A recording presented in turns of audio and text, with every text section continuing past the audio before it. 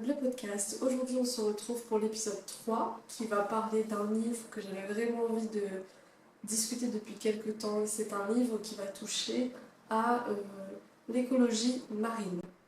Alors, avant de commencer cet épisode, si vous venez d'arriver sur le podcast, je m'appelle Audrey et dans ce podcast, je présente un livre par semaine. Et si vous voulez plus de contenu, j'ai aussi d'autres vidéos proposées sur ma chaîne YouTube Audrey's Book Club du même nom, où là je fais plutôt des vidéos plus fun, plus relax, toujours autour du livre.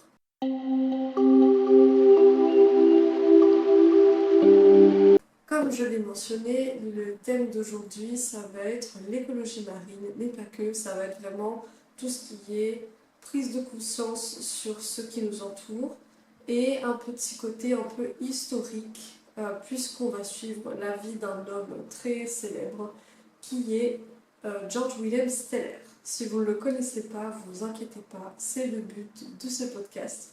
J'en parlerai juste après. Le livre en question, c'est celui-ci, c'est À la recherche du vivant de Lida Turpenainen et il vient de la Finlande. Voilà. On va suivre donc l'histoire de la rhytine de Steller. Donc qu'est-ce que c'est une rhytine de Steller? Ça aussi on va en parler dans le podcast, mais en gros c'est un éléphant de mer. C'est la première espèce d'éléphant de mer qui a existé au monde. Et ce livre va retracer la découverte de cet éléphant de mer jusqu'à 2023, donc quand on va en parler dans les musées. Ce livre, c'est vraiment un livre que j'ai beaucoup apprécié. Donc là, je vais vous faire un petit peu le topo de qui étaient les différents personnages, puisqu'on va suivre Steller, qui était un botaniste à la base, mais qui s'est aussi intéressé aux animaux, notamment les animaux marins, et qui a participé à la seconde expédition qui a été menée par Vitrus Bering, donc c'est celui qui a donné son nom au détroit de Bering. Donc leur expédition visait à aller jusqu'en Alaska pour explorer les alentours. Donc tout ça, je vais en parler et bien plus dans cet épisode. En 1741, le naturaliste George William Steller rejoint la Grande Expédition du Nord. Cette mission d'exploration et de recherche scientifique est menée par le capitaine Vitrus Bering. Elle a pour objectif d'ouvrir une route maritime entre l'Asie et l'Amérique. Le but de cette expédition, c'était en fait d'explorer l'Extrême-Orient et l'Alaska. Il voulait cartographier les côtes de la Sibérie, déterminer si l'Asie et l'Amérique étaient connectées par une terre. Et c'est comme ça qu'on a découvert que oui, et qu'en fait il y avait un détroit, et c'est pour ça qu'on a appelé le détroit de Bering, puisqu'il est mort à cet endroit-là. Les navires partis de Russie n'atteindront jamais le continent américain, mais Steller fera une découverte qui est quand même assez importante. Une nouvelle espèce de grand mammifère marin, celle de l'éléphant de mer, ou aussi connu sous le nom de rhytine de Steller. Chassé pour sa viande, le rhytine de Steller disparaît assez rapidement, 27 ans après la découverte, et devient dès lors un objet de fascination.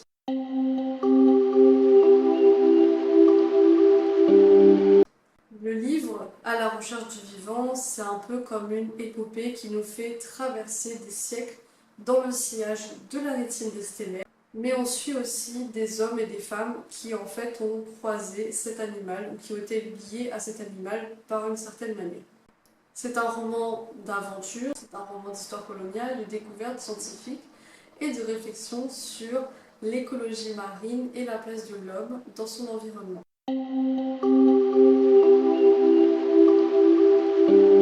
Donc George William Steller, il est né en 1709 et il est mort en 1746. C'était un naturaliste, botaniste et médecin. Et un explorateur, bien sûr, il était d'origine allemande. Il est principalement connu pour la découverte, donc, lors de la grande expédition de Bering, de l'éléphant de mer, et c'est ça qu'on va parler aujourd'hui.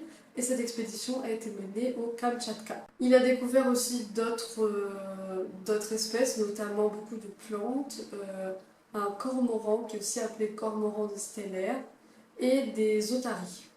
Il est connu pour son avance sur son temps, puisque c'est un des premiers à s'intéresser à la faune et la flore de la région Pacifique Nord.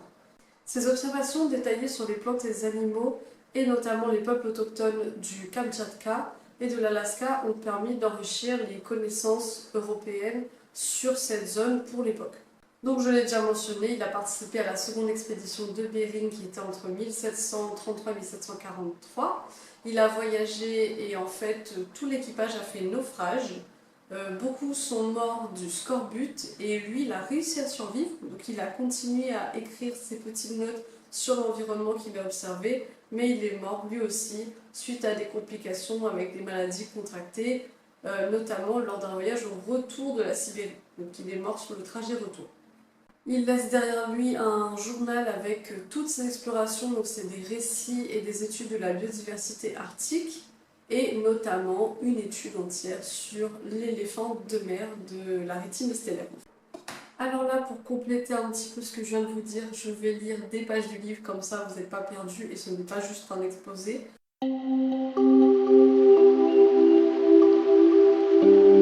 C'est pour que vous voyez un peu ce que Stellaire a découvert. Vous pouvez constater que j'ai énormément marqué ce livre puisque je l'ai trouvé très très beau et très poignant. Depuis des millénaires, la vache de mer broutait en toute tranquillité. Trop grande pour servir de proie à tout prédateur maritime particulièrement aiguisé, de griffes ni de canines, elle a pu se permettre d'appréhender son environnement avec une sereine curiosité. À présent, elle voit s'esquisser de son petit esprit une vague de réminiscences, de gueules hérissées de crocs, mais elle a oublié la peur depuis trop longtemps pour savoir se battre ou s'enfuir.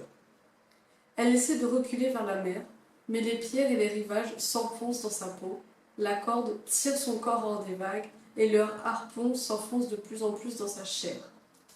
Là, on a un passage, donc c'est à la page 68, et c'est en fait les marins de l'expédition de Bering qui vont chasser les éléphants de mer. Et on comprend à travers ce livre que les éléphants de mer, ce sont des êtres qui sont ne sont pas du tout craintifs au final. Et ils sont d'ailleurs bouleversés quand les hommes commencent à les chasser. Et dans ce livre, on a quand même beaucoup de passages de ce style-là. On a aussi... Attendez, je vais vous montrer. Là, par exemple, on a les mesures faites par Stellaire, donc à l'époque, sur la distance entre les yeux et la bouche, la nageoire et le dos, sur l'éléphant de mer. Donc c'est vraiment impressionnant d'avoir toute cette recherche à portée de main dans un livre qui mêle fiction et histoire. Je l'ai mentionné un peu déjà, mais lorsque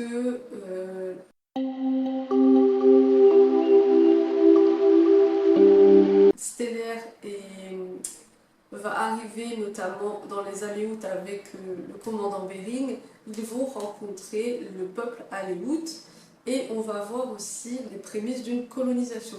Ils vont emmener des prêtres pour leur apprendre leur religion, puisqu'ils comprennent très vite que les Aléoutes voient comme la nature leur dieu, ce qui ne leur convient pas. Et ils vont mettre ces populations dans des quartiers pour que la population russe notamment ou encore française puisse s'installer paisiblement. Et on suit dans cette histoire, une fois que Stellaire est décédé, on va suivre l'histoire de Anna qui est la femme du premier gouverneur d'Alaska. Et elle est sur le point d'accoucher, son mari repart en expédition, elle se retrouve toute seule et elle n'est pas en capacité de s'occuper de son enfant une fois qu'il est né, notamment de l'allaiter, puisqu'elle ne produit pas assez de lait. Et c'est là qu'on va voir qu'ils vont prendre en charge une nourrice, Aléoute, qui venait de perdre son bébé. Et cette nourrice va être surveillée. Elle ne pourra pas parler ou toucher l'enfant pour pas que l'enfant s'attache à cette personne ou apprenne leur langue qu'ils considèrent comme une langue basse. Donc tout ça, c'était assez bouleversant à lire et pourtant on sait que c'est la réalité des choses, mais ça fait quand même mal.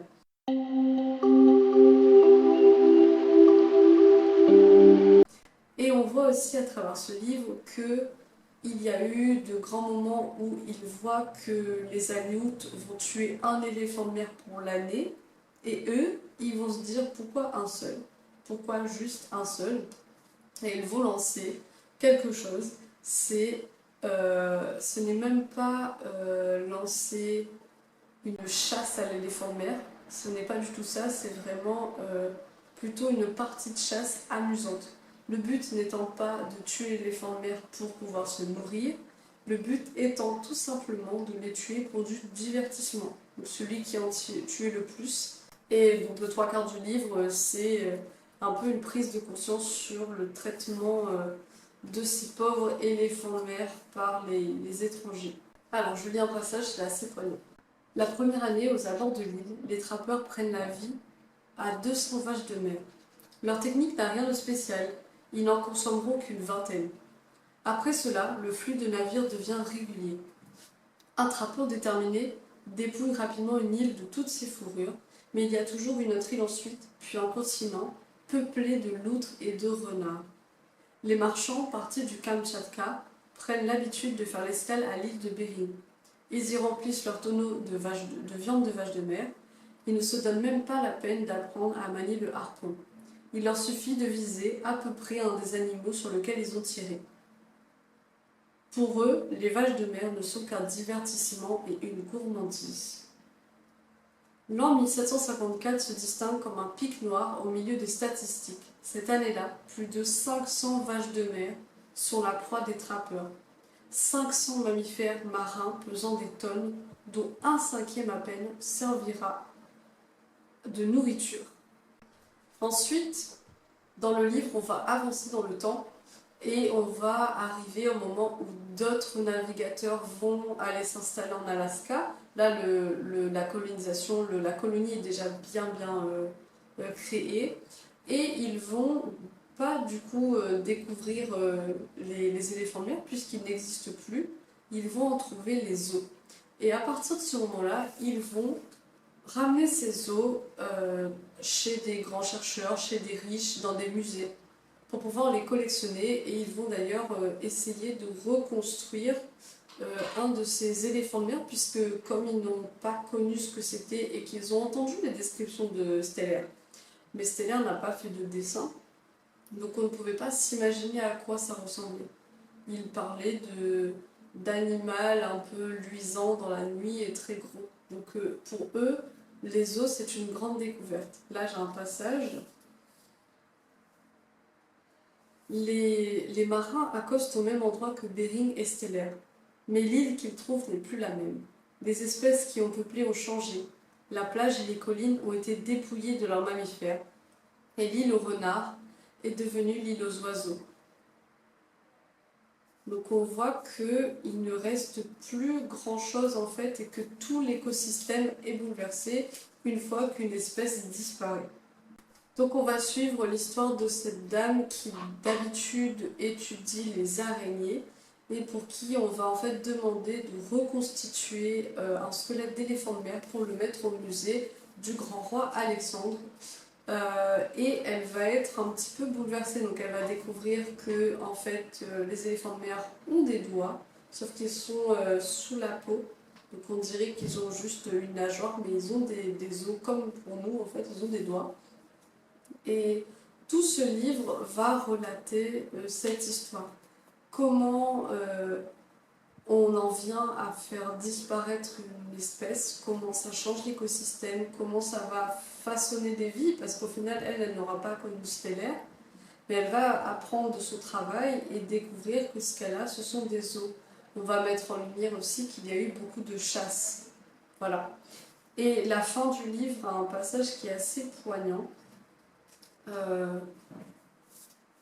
En fait, après la fin du livre, on va un peu évoquer plutôt 2023, et là on va parler du fait que même si l'éléphant de mer, la première génération, a disparu de la Terre, on aura d'autres générations qui vont exister, notamment les dugongs qui viennent de la Malaisie, ou encore les éléphants de mer tels que nous on les connaît.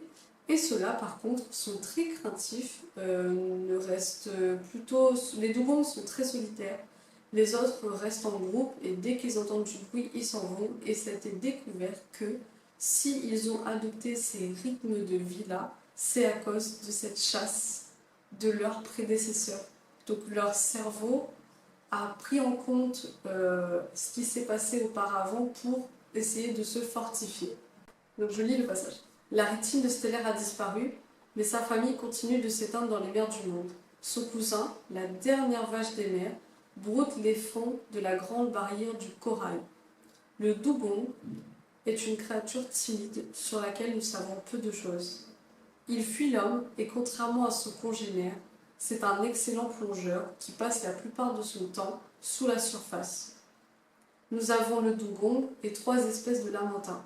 Celui du Brésil, qui grignote les herbes aquatiques du bassin de l'Amazone, celui des Caraïbes, qui préfère les eaux tempérées de la Floride, et celui de la mer des Antilles.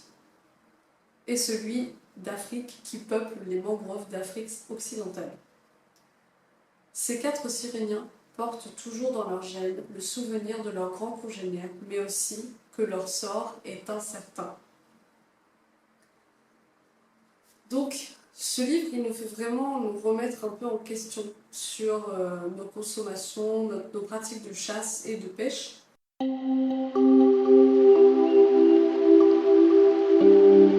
La vache de mer n'est plus, mais chacun de nous n'a-t-il pas rêvé un jour de pouvoir regarder face à face ce qui a disparu? Chaque génération invente sa façon de regretter les morts. Aujourd'hui, les chercheurs fabriquent des mammouths dans leur laboratoire. Ils percent le trou d'un œuf de pigeon bisé, découpent leur génotype et l'embryon et injectent à la place des caractéristiques d'un oiseau d'une espèce éteinte. Peut-être la perte n'est pas définitive, peut-être pouvons-nous corriger les erreurs du passé et révoquer les destructions. Mais cette résurrection n'est qu'un compromis. Là, on arrive à la conclusion de ce livre et de cette histoire. Maintenant, je vais parler de ce que moi j'ai aimé. Ce que j'ai aimé, c'est que ce livre n'est pas raconté d'une manière scientifique où vraiment on s'endort et on se perd dans l'histoire. C'est une fiction, c'est un peu la manière d'une fiction puisqu'on va être dans la peau de Stellaire, on va être dans la peau de cette femme qui est la première femme du gouverneur d'Alaska, on va être dans la peau de cette biologiste qui va devoir reconstituer le squelette de l'éléphant de mer. Et c'est ce que j'ai trouvé de vraiment très intéressant dans cette histoire. Ce qui est cool aussi, c'est qu'on a des vrais passages du travail de Stellaire, donc ça nous permet d'apprendre aussi des choses sur son travail, sur cette époque et sur ces animaux. J'ai trouvé que ce livre était très poignant, qu'il y avait vraiment des passages qui étaient très très bien écrits. Alors je sais pas si c'est au niveau de la traduction, c'était super bien fait, mais si c'est comme ça en finnois, c'est incroyable, j'ai envie d'apprendre cette langue. Cette lecture était rapide, intéressante et j'ai beaucoup aimé tout le côté réflexion. Je sais que là, ça change un peu des épisodes que j'ai fait d'habitude, mais il faut savoir que je ne lis pas forcément que de la fiction pure sur des gens. J'aime aussi apprendre beaucoup de choses et là, c'est clairement un exemple. Pour moi, on ne parle pas assez de tout ce qui est écologie, tout ce qui est écosystème et c'est quand même sympa des fois d'avoir une façon de s'approprier ces problèmes qui datent pas d'aujourd'hui mais qui sont toujours actuels et de ne pas forcément le faire de manière purement scientifique. Donc ce livre il est très bien. Après si vous n'avez pas forcément envie de lire ce livre, je vous recommande la série Nos océans sur Netflix qui a été réalisée par David Attenborough qui est un des plus grands naturalistes de cette planète et il va beaucoup parler des peuples, par exemple des dugongs que j'ai mentionné brièvement. Donc si ça vous intéresse, voilà, pour un petit peu de conscience, je vous invite à regarder la série. Donc on arrive à la fin de l'épisode, j'espère que cet épisode vous a plu. Il était un peu différent mais j'ai quand même beaucoup aimé cette lecture, beaucoup aimé vous parler de ce livre et peut-être vous apprendre quelque chose aussi. Si c'est le cas, je vous invite aussi à écouter mes 2 premiers épisodes de cette année. J'en ai fait 2 autres, pas forcément dans le même style, si ça vous intéresse, ou même de venir regarder un peu mes vidéos sur YouTube. Et je vous dis à très bientôt pour un nouvel épisode.